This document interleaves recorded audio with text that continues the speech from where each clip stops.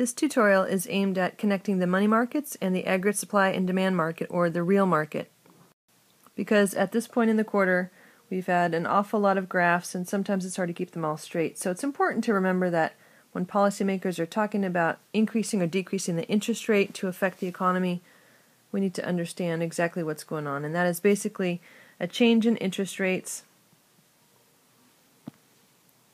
will always have an effect on people's spending. But I'm getting ahead of myself. So let's talk first about why. Why does the Federal Reserve or the Fed want to tweak the money supply?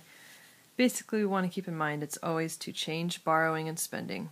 So we focus on the spending side of the economy because, as we know, all fiscal and monetary policy takes place through aggregate demand.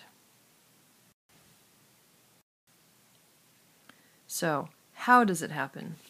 Well, if we believe that spending, especially spending for consumers on big-ticket items and for businesses on capital goods like new servers, new warehouses, new delivery trucks, takes place through borrowing.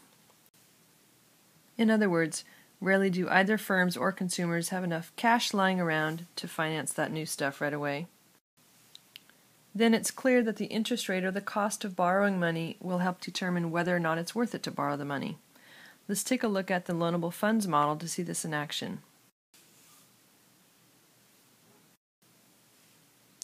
So the loanable funds model is the first model that we looked at for the money market. There are two.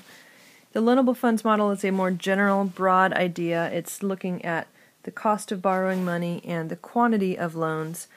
So we look at the demand for loans. These are consumers and businesses that are in the market for funds because they're needing to buy a new car, buy a new server, whatever. And for them, the interest rate is negatively related to the amount of borrowing that's done. So the lower the interest rate, the more money we think will be borrowed. Now for suppliers, on the other hand, these are the people that are saving money and those loaning out those saved funds, we would expect there to be an upward sloping curve. So I'm more likely to want to loan you money, I'm more likely to save the money to loan to you rather than spend it on myself right now when the interest rates are higher. So we might start to ask a question like, if there were an increase in funds being loaned out, what effect would that have on interest rate? And it's clear there'd be a new lower interest rate compared to the one before.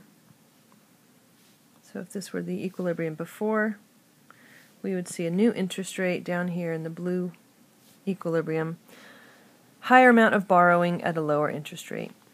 And that means more spending on capital equipment for businesses, more spending on big-ticket consumer items. Total spending in the U.S. has just gone up.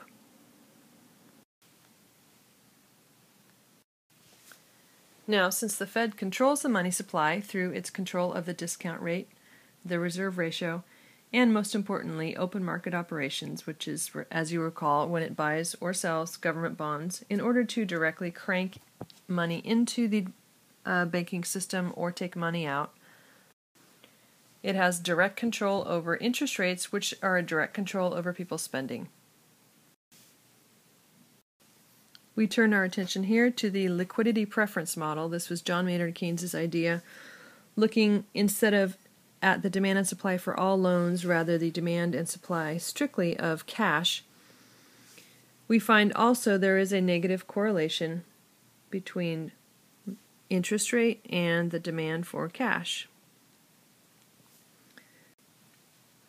This is due to people preferring the liquidity of cash to other assets, but only when the interest rate is pretty low. So if the interest rate on other assets, like stocks or bonds, is up high, then people won't demand much cash beyond that which they need to hold to pay their bills. But when the interest rate on alternative investments is very low, you might as well hold cash. So where does the Fed come in? Well, the Fed controls the supply of money directly. So wherever that supply of money is, sorry, that's not quite vertical, is where the Fed has set the money supply. And of course, it has got its eye on overall short-term interest rates, and if those short-term interest rates are what they think is too high, or they feel the need to stimulate the economy, they're going to tweak the money supply by engaging in, let's say they want to lower the interest rate, which will make borrowing cheaper because they want people to spend more, as would happen during a recession. They would want to increase the money supply through buying government bonds in open market operations, or reducing the reserve ratio, or lowering the discount rate. Any of those actions will reduce the interest rate because now there's just more money, more cash flooding the market, which will drive down the return on other assets. And if you want to think about how this affects the loanable funds model, this would kind of increase the supply of loans out there. So in effect, decreasing the price of loans, the interest rate, by increasing the supply of loans. Sometimes it helps to put yourself in the position of a lender. If you've been loaning out money for a while and suddenly there's a bunch of new lenders competing for business, a bunch of new cash on the market, if you're going to continue to attract customers, you're going to have to lower your interest rate. So what the Fed is aiming to do with that move towards the new blue supply of money, increasing the supply of money, is to cut the short-term interest rates and encourage borrowing by businesses and consumers.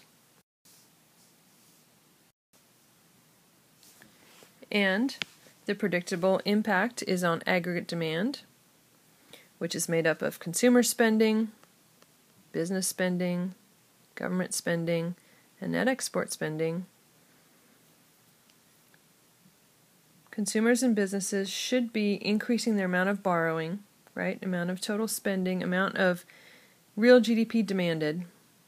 And so moving the aggregate demand curve to the right, and most importantly, achieving that policy goal of increasing output, which reduces unemployment. So we've just described the policy needs of a recession. If your economy needs to be stimulated, if you've just hit the Great Depression, the Great Recession, any of your garden variety recessions where aggregate demand has dropped because of a stock market crash, a housing market crash, or what have you, then you're going to want to, through policy, either increase aggregate demand through cutting taxes or increasing government spending through fiscal policy, or if you're doing monetary policy, the tool is interest rate, and you'd want to lower the interest rate. So the key to remembering all this is that you've got both monetary policy done by the Fed, fiscal policy done by the federal government, different sets of tools to achieve the same thing, which is to stabilize the economy through maneuvering aggregate demand. And there you have it.